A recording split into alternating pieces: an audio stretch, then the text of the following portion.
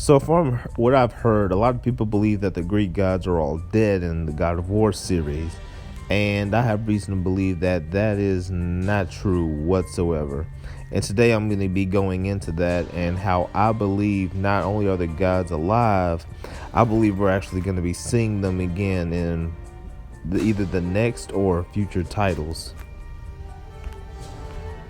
First off, we already know that a lot of the gods do make an appearance in these games. For example, Apollo, definitely, because we see a statue and multiple references to him in the series, and the Greek pantheon actually wouldn't be complete without him. And I believe that he has a much bigger role in this than we all assume. And not only is he in this series, I also believe that his sister Artemis is also making a strong appearance in the series. The reason I believe these two is because they are the next line of superior gods out of everyone else that we've seen in the Pantheon. There actually was a God of War novel that came out for God of War 2, where Kratos actually makes his ascension to being the new God of War. We actually see him in his new god life. We actually hear about Demeter and Hestia, the other two of the original six Olympians. We know Zeus is dead, Hera's dead, Poseidon's dead, and Hades, but what about those two? We never see them, so we just gonna assume that they died too?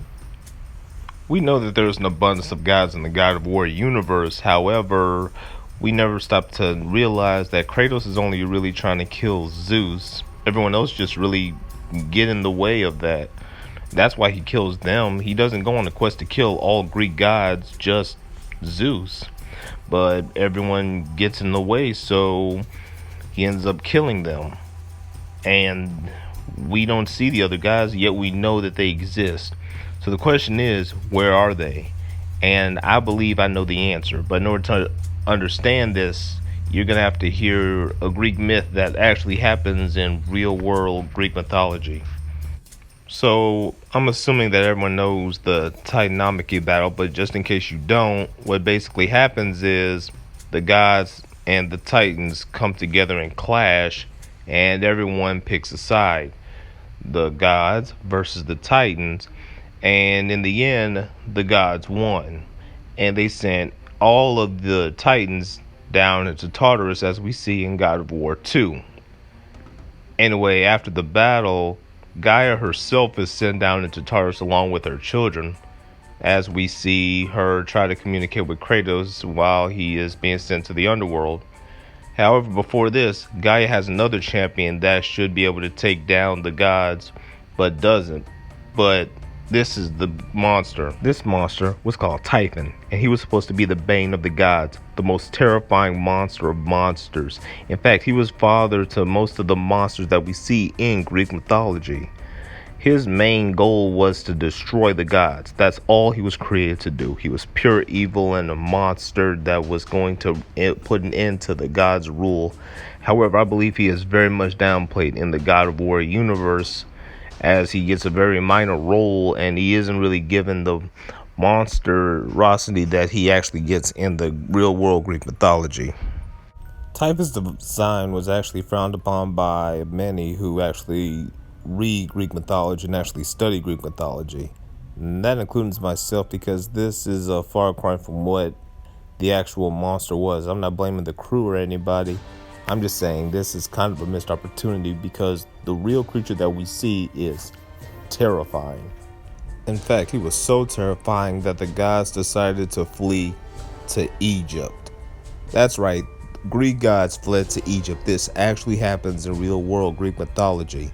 And I believe that this tale is what's going to be driving some further plots in the real world God of War universe. These two connections will actually play a part, and I'm going to tell you why.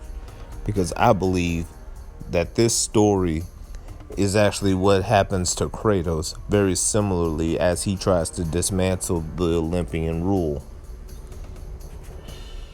After Typhon's failure, Gaia, the Mother Earth, decides that she needs a new champion, and she turns her sights to Kratos. She seemingly manipulates him, and she gets him on his side, and they climb the scales of Olympus to take down the Olympians. And the reason we don't see the gods that I was talking about earlier is because they have fled to Egypt, and they are currently waiting for Kratos to be destroyed and they can return home. However, that doesn't happen. As we all know, by the end of God of War 3, Kratos has destroyed the entirety of the Greek world. Now, I have a theory that tells me that this world is not the same world as the Norse world, and I don't have a theory for that. But my next video, I'm going to be talking about how I believe not only is the Greek world fine now, but I believe I know who is actually ruling it right now. It's none other than Apollo. And that has a real world myth in itself, and I'm going to get into it later. Hope you guys enjoyed this video. If you like my theory, please let me know what you think. I'm Double V, and I'll see you in the next one.